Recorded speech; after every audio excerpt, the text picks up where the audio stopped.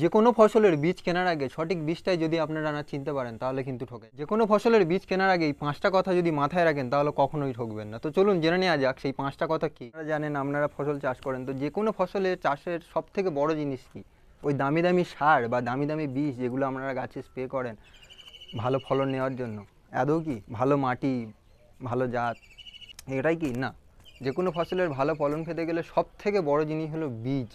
যদি বীজ ঠিক না হয়, আপনার বীজটাই যদি ঠিক না চুজ করতে পারেন বা বীজটাই যদি আপনার জমিতে ঠিক না হয়, তাহলে কিন্তু হাজার হাজার টাকা খরচা করেও গাছের যত্ন করেও আপনি মাঠে মারা যাবেন। মানে হয় আপনি কোনো ফলনই পাবেন না, বা হয়তো এতটাই কম ফলন হবে, আপনি এত টাকা খরচা করে বাগানটা তৈরি করেছিলেন, সেই মানে ফল বিক্রি করা সেই খরচাটাও হয়তো উঠবে না। এই জিনিসগুলো ওই জন্য খেয়াল রাখতে হবে যে বীজটাই আপনাকে সঠিক চুজ করতে হবে। যে কোনো ফসলে যাই চাষ করুন না কেন, বীজটা সবসময় সঠিক নির্বাচন করবেন। আমি সুমন, আর কৃষক জীবনের গল্পের একটা নতুন ভিডিওতে আপনাদের সবাইকে জানাই স্বাগত। তো আজকের আমাদের আলোচনার বিষয় হবে যে যে কোনো ফসলের বীজ কেনার আগে আপনারা সঠিক বীজটা কীভাবে চিনবেন। আপনারা অনেক ভিডিও দেখেছেন বা অনেক ভিডিও দেখেন, তো বিভিন্ন বীজের মানে তারা প্রোডাকশান দেখে, তাদের দেখায় তাদের ফলন কেমন, তারা বীজ কেমন, ভালো কোম্পানির বীজ, সব কিছুই। কিন্তু আসল জিনিসটা হলো একটা কথা, যে কোনো বীজ কেনার আগে যে কোনো বীজটা কিন্তু যাচাই করে দেখে নিতে হবে যে সঠিক বীজটা শুধু ভালো জাতের হলে হবে না বা ভালো ফলন হলে হবে না, বীজটা যেন ভালো হয়। অর্থাৎ সেই ভালো বীজটা আপনারা চিনবেন কীভাবে। তো এই ভিডিওতে আমি 5টা পয়েন্ট বলবো, সেই 5টা কথাই মাথার ভিতরে ঢুকিয়ে নেন, কোনো দিন কখনো কেউ আপনাকে ঠকাতে পারবে না। তো চলুন জেনে নেওয়া যাক সেই 5টা পয়েন্ট কী কী। তো অনেক দিন পরে আপনাদের সামনাসামনি এলাম, ফেস টু ফেস। এতদিন আপনারা ক্যামেরার ওপারে ছিলেন, আমি ক্যামেরার এপারে ছিলাম। তো আজকের এই দূরত্বটা মিটে গেল। তো আজকের এবারে শুরু হবে আসল খেলা, মানে আপনাদের শেখানোর দায়িত্ব এবার আমার। তো চলুন জেনে নেওয়া যাক। তো 5টা পয়েন্টের মধ্যে আমার হাতে দেখুন দুটো শশা দানার পাতা আছে। আমি শুধু শশা দানা নিয়ে মানে জাস্ট দেখানোর জন্য এনেছি। যে কোনো বীজ, যে কোনো ফসলের যে কোনো বীজ কেনার আগে এই 5টা পয়েন্ট মাথায় রাখবেন। তো শশা দানা দিয়ে আমি উদাহরণটা দেব। তো সবার প্রথম পয়েন্ট কী হবে? সবার প্রথম পয়েন্ট হবে যে কোনো ফসলের বীজ কেনার আগে দোকানে গিয়ে সবার প্রথম পয়েন্ট আগে দেখে নেবেন যে নামি কোম্পানির সার্টিফাইড সিডস কিনা। অর্থাৎ বীজটা শুধু নামি কোম্পানি হতে হবে এবং বীজটা সার্টিফাইড হতে হবে। নামি কোম্পানির বীজ মানে যে কোম্পানির বীজ আপনারা ব্যবহার করেন বা এলাকার বিভিন্ন লোক ব্যবহার করে, অন্যান্য চাষিরা, যার মার্কেটে ভালো ডিমান্ড আছে, নাম আছে, যে কোম্পানিটা ভালো, সেটাই হলো নামি কোম্পানির বীজ। আর ওই বীজটা শুধু নামই হলে হবে না, সেটা দেখে নিতে হবে যে সেটা সার্টিফাইড সিডস কিনা, অর্থাৎ শংসিত বীজ কিনা। তো সার্টিফাইড সিডস চেনার উপায় কি?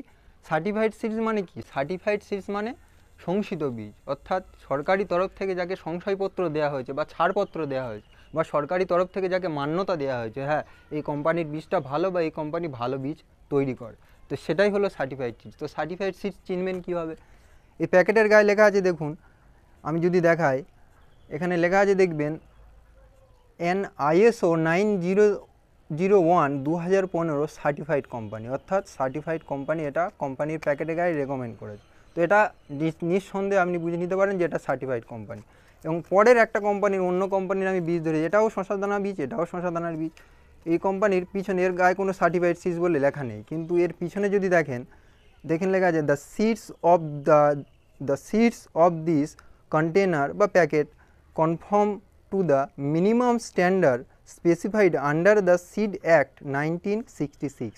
অর্থাৎ সরকারি তরফ থেকে সিড অ্যাক্ট বা বীজ আইন একটা আছে, সেই আইনের কিছু ক্রাইটেরিয়া বা কিছু নিয়ম সরকার নির্ধারণ করেছে। তো যে কোম্পানি সেই আইন নিয়ম মেনে বা সেই নিয়ম মেনে কোনো বীজ প্রোডাকশন বা তৈরি করে, সেই ক্রাইটেরিয়াগুলো ফলো করে, সেই সব কোম্পানিগুলোই কিন্তু এই কথাটা লিখতে পারে আন্ডার দ্য সিক্স ইয়ার। অর্থাৎ সরকারি তরফ থেকে বীজ আইনের ওপরে নির্ভর করে, বীজ আইন মেনেই তারা বীজটা তৈরি করেছে, তাই এটা লিখেছে। তাহলে এটাও কিন্তু সার্টিফাইড সিডস। শুধু সার্টিফাইড সিডস কোম্পানি বলে লেখা থাকবে মানেই যে সার্টিফাইড সিডস তা নয়, এই কথাটা দেখে নেবেন। এইটা যদি থাকে লেখা কোনো বীজের প্যাকেটের গায়ে, সেটাও কিন্তু সার্টিফাইড সিডস। তো সার্টিফাইড সিড জানা হয়ে গেল। তাহলে প্রথম পয়েন্ট আমি কি বললাম, যে নামি কোম্পানির হতে হবে আর সার্টিফাইড হতে হবে, কোম্পানিটা যেন শংসিত কোম্পানির বীজ হয়।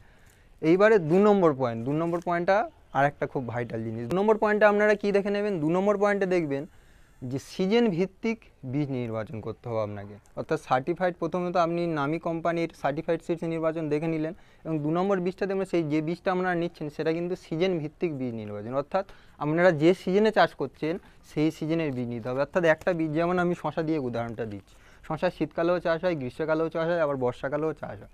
তো শশা দানা যখন আপনি কিনতে যাবেন, যে সিজনের আপনি লাগাবেন যে শশাটা, সেই সিজনের বীজটা যেন হয় না। অর্থাৎ বর্ষাকালে শশা যদি গ্রীষ্মকালে লাগিয়ে দেন তাহলে সেও ভালো হবে না, আবার গ্রীষ্মকালে যদি শীতকালে লাগিয়ে দেন সেও ভালো হবে না। গ্রীষ্মকালের ভ্যারাইটি যদি আপনি বর্ষাকালে লাগিয়ে দেন, তার গরম সহ্য করার ক্ষমতা আছে, অতিরিক্ত বৃষ্টি সহ্য করার ক্ষমতা নেই।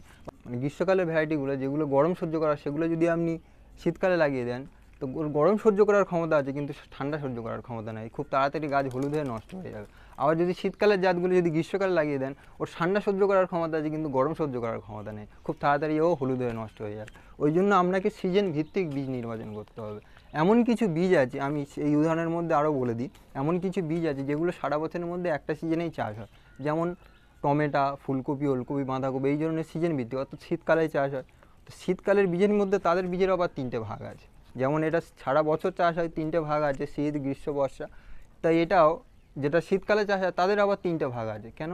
শীতকালে একদম অগ্রিম, মানে প্রাইমারি স্টেজে, মানে প্রথম দিকের অগ্রিম জাত, মধ্যম জাত, আর কি লেট ভ্যারাইটি বা একদম মানে শেষের জাত, যেগুলো একটু গরমের দিকে হয়। কপি দেখবেন শেষের দিকে ওঠে।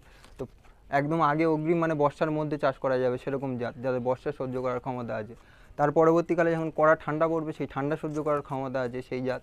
তারপরে শেষের দিকে যখন গরম পড়ে যাবে, তখনও মার্কেটে কপি আছে, তখনও শেষের দিকে চাষিরা ভালো লাভের জন্য ফুলকপি, টমেটো এগুলো লাগায়। তো সেইগুলো গরম সহ্য করার এরকমই জাত। আশা করি আমি বুঝতে পেরেছেন। তো সিজন ভিত্তিক বীজ নির্বাচন 2 নম্বর হয়ে গেল। 3 নম্বর পয়েন্টে কী দেখে নেবেন? 3 নম্বর পয়েন্টে দেখে নিতে হবে ভালো উচ্চ ফলনশীল জাত। আমি উচ্চ ফলনশীল কথা বলা ভুল হবে, যে ভালো ফলনশীল জাত।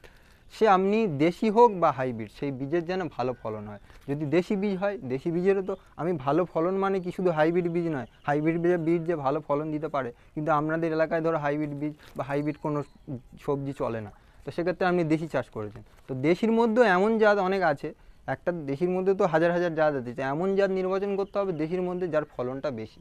ঠিক আছে, হাইব্রিডের মধ্যে এরকম যদি হাইব্রিড চাষ করেন, তাহলে এমন একটা জাত নির্বাচন করতে হবে যেটার ফলন অনেক বেশি, তবেই কিন্তু আপনি উইনার হতে পারবেন। তো 4 নম্বর পয়েন্টটা হচ্ছে কি, যে রোগ মুক্ত বীজ নির্বাচন করতে হবে। এখানে একটা বড় জিনিস আপনাকে খেয়াল রাখতে হবে, যে রোগ মুক্ত বীজ।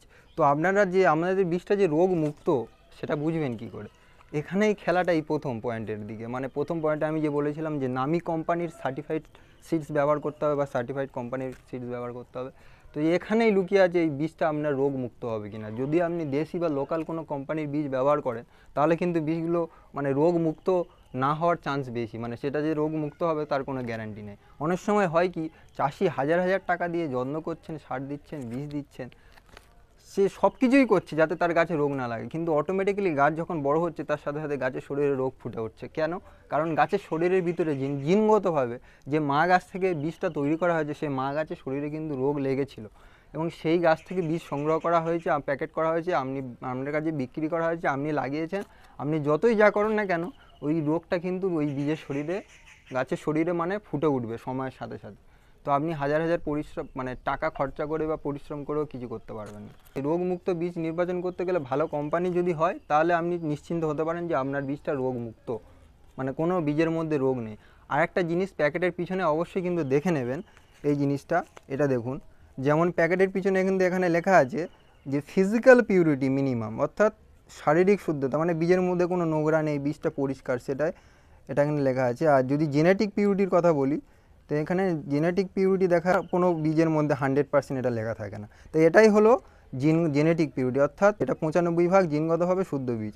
তা এখানে ফিজিক্যাল পিউরিটি 98%, এটা বাদ দেন। জেনেটিক পিউরিটি সবসময় দেখে নেবেন 95%, বা এখানে দেখবেন জেনেটিক পিউরিটি যদি দেখায়, এই দেখুন জেনেটিক পিউরিটি 98%, 97%, এইটা যদি হয় দেখে নেবেন, এবং ভালো কোম্পানি যদি হয় তাহলে বুঝবেন যে সম্পূর্ণরূপে সেটা রোগমুক্ত বীজ। এইবারে 5 নম্বর পয়েন্ট, সব থেকে লাস্ট পয়েন্ট, কোনো নতুন বীজকে হঠাৎ ব্যাপক আকারে চাষ করতে যাবেন না, কারণ তাহলে কিন্তু মাঠে মারা যাবেন, খুব ঠকে যাবেন। হয়তো যে আপনি মানে বীজটাই যদি ঠিকঠাক না পড়ে, আপনি হাজার হাজার টাকা সার দেবেন, যত্ন করবেন, হয়তো আপনার সেই এলাকায় ভালো ফলন দেয় না বা দিতে পারে না।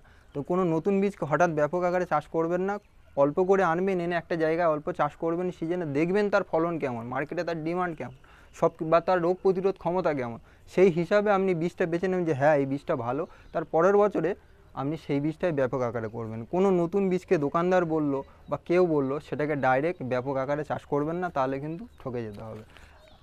এরকমই 2 থেকে 3 রকম বীজ ভালো ভালো দেখে বেছে নেবেন। মানে আগে চাষ করে দেখে নেবেন যে 2-3 রকমের বীজ সেটা ভালো বীজ, সেগুলো বেছে নিয়ে একসঙ্গে 2-3 রকমের বীজই লাগাবেন। অর্থাৎ বেছে নেওয়া ভালো ভালো 3 ধরনের 2 রকম বা 3 রকমের বীজ লাগাবেন, একরকম বীজের ওপর ডিপেন্ড করবেন না।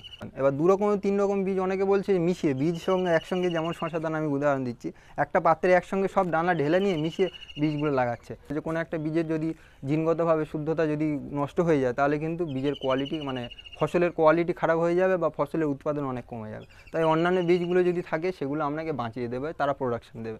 কিন্তু এইভাবে ঘেঁটে লাগাবেন না, ঘেঁটে লাগালে বিষয়টা বোঝা যাবে না। আলাদা আলাদা লাগাবেন। একটা জমির প্লট আপনি যদি সে তাতে 2 থেকে 3 রকমের বীজ লাগাতে চান, একটা প্লট 3টে ভাগ করবেন, একটা প্লটে এক রকমের বীজ লাগাবেন, আর একটা প্লটে আরেক রকমের, আর একটা প্লটে এরকম আলাদা আলাদা বীজটা লাগাবেন। কোনো বীজ যদি হ্যাম করেছে বা ক্ষতি হয়ে গেছে, সেটার ফলে প্রোডাকশন হলো না, সেটা আপনি বুঝতে পারবেন যে এই বীজটা পরের বছর থেকে আর চাষ করা যাবে না। বাকি অন্য বীজগুলো আপনার ফলন তো ভালো দেবেই। তো এই জিনিসটা কিন্তু আপনাকে খেয়াল রাখতে হবে। যদি ভিডিওটা ভালো লেগে থাকে একটা লাইক করবেন আর বন্ধুদের মধ্যে শেয়ার করবেন যাতে তারা ঠকে না যায়। একটা চাষি কেউ চায় না যে অন্য চাষিকে ঠকাবে। আপনারা শেয়ার করুন যাতে তারা যে ভিডিওটা দেখে বুঝতে পারে যে সঠিক বীজ চেনার নিয়মটা কী। ভিডিওতে যদি কোনো আপনাদের প্রশ্ন থাকে তাহলে আমাদের কমেন্টে জানাবেন, আমার কমেন্ট বক্সে। আপনারা কমেন্ট করেন না, তাহলে কমেন্ট না করলে আমি প্রশ্নের উত্তর দেবো কী করে? তো আপনারা কমেন্টে জানাবেন যদি কোনো প্রশ্ন থাকে। কৃষকের যদি ডাক্তার হতে হয়, চাষের ডাক্তার হতে হয়, একটার পর একটা ভিডিও আমি আপলোড করব, সময় মতো আপনারা দেখতে থাকবেন। তার জন্য চ্যানেলটা সাবস্ক্রাইব করে রাখুন, সব শেখাবো। ভালো থাকবেন, ধন্যবাদ।